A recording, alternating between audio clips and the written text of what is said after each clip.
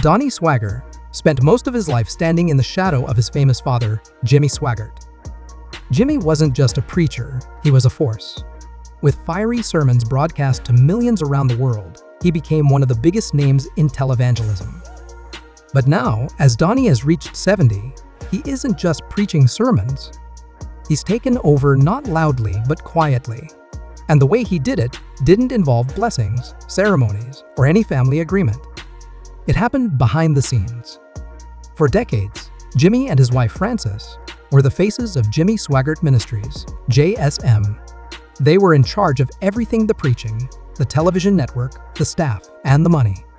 Even after major scandals and setbacks, they always bounced back and never gave up their control. But recently, things started to change. Jimmy began stepping back from the pulpit. Frances wasn't as visible as she used to be. And Donnie, he was suddenly everywhere. His sermons aired more often, his face became more familiar, and his decisions began shaping the ministry, even though no public announcement was made. At first, fans just thought it was part of a transition. But internally, something bigger was happening. Whispers grew louder inside the ministry. Longtime employees vanished without explanation. Musicians, producers, and other familiar faces were gone from the shows. No statements, no farewells. And then there were the legal and financial signs, documents showing asset transfers, new company names, and leadership titles quietly shifting hands. It became clear to anyone paying attention, Jimmy wasn't running the show anymore. And Frances? She was finding out the hard way. Imagine spending your life building a ministry, being the backbone of the business, and then slowly getting pushed out. That's what insiders say happened to Frances. It started small. Her name was missing from program schedules, staff stopped checking in with her, and then one day, her access to internal systems was just gone. She couldn't approve spending, read reports, or even log in. Her authority had been erased not with a confrontation, but silently. Now, Frances wasn't just the preacher's wife. She helped rebuild the entire ministry after Jimmy's fall from grace years ago. She handled production, planning, and business deals. She had been the steady hand through chaos. So, she wasn't about to sit back and let her son take everything. But Donnie? He moved like someone who had thought this through for years. He didn't fire people. He replaced them. He didn't make announcements. He just rerouted power, putting trusted allies into key positions, elevating younger staff who owed everything to him. One former staff member described it as a silent purge. You weren't pushed out, you were moved so far aside that you disappeared. What made it more shocking was that Jimmy never made a public statement naming Donnie his successor. Frances never said she was stepping down. It all happened in the background quietly, but intentionally.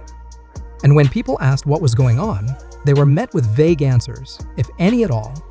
Then came the moment Frances confronted Donnie directly. Insiders call it the Friday Showdown. According to sources, she called him into her office, slammed the door, and confronted him about everything. The conversation was heated. Words like betrayal and manipulation reportedly flew across the room. But Donnie didn't yell. He didn't apologize. He left the room calm, determined, like a man who had already won. From that point on, it was no longer just a family disagreement. It was a battle for control, not only over a church, but over an entire empire. And the fight didn't stay inside the office.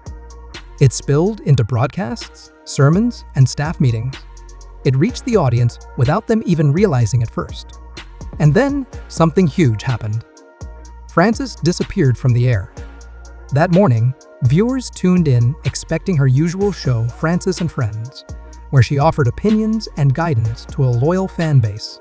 But instead of her voice, they saw a repeat of Donnie preaching about the end times.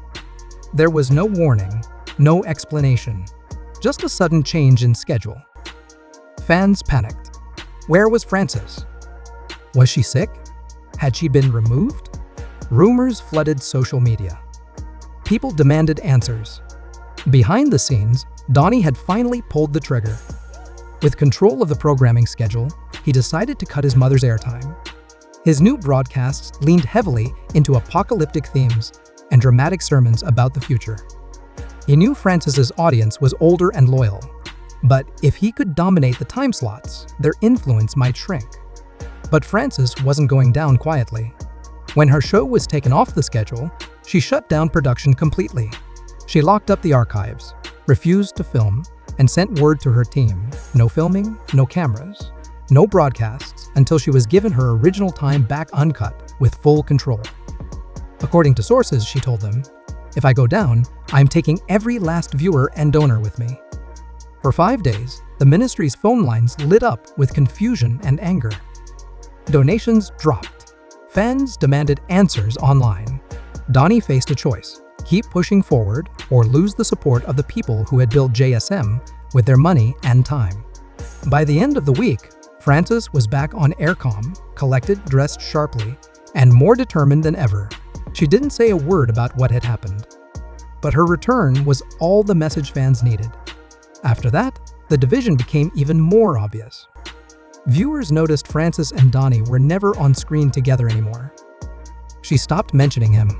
When people called in and asked about Donnie, she gave short replies like, "He's working on other things," but her tone said more than her words. Donnie's preaching started to change too. His sermons became more pointed. He talked about betrayal, cleaning out corruption, and removing obstacles from God's house. At one point, he even said, "Sometimes you've got to cleanse the temple, even if it means upsetting the elders."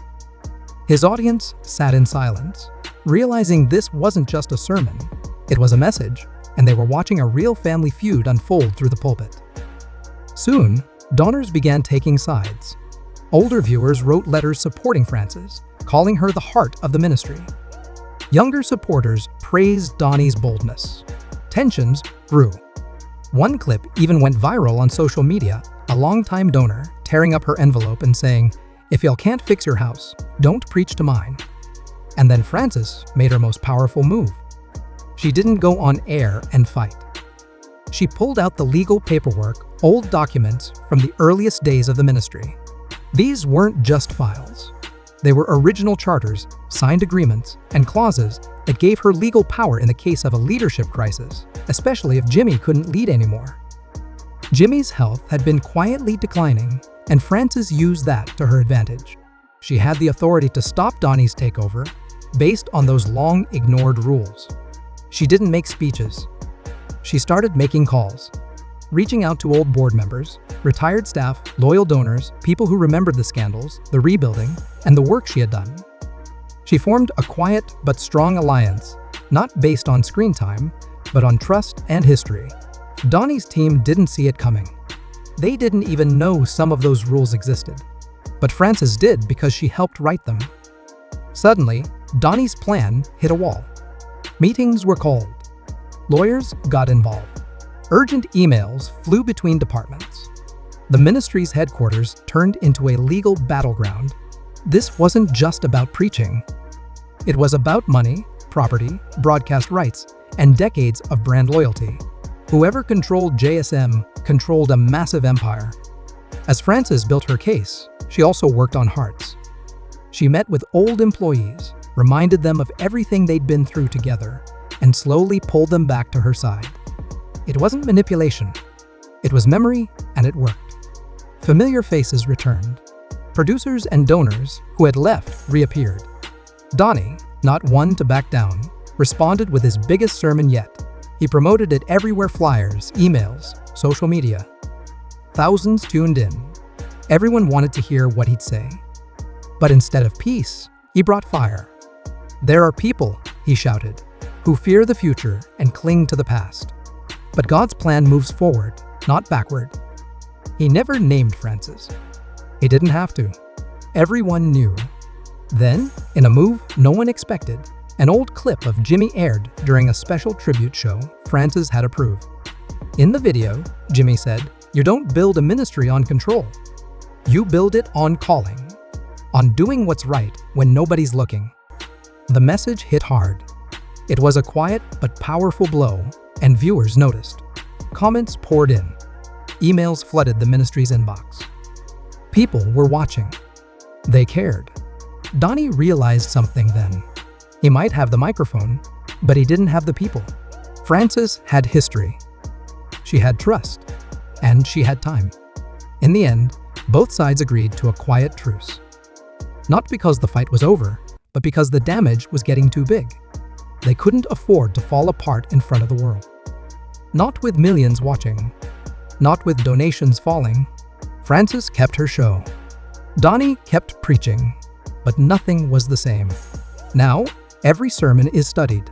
Every staff change questioned. The ministry still moves forward, but with a crack running through its foundation. The Swaggarts once preached about spiritual warfare.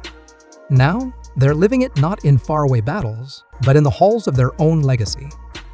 Thanks for watching, y'all.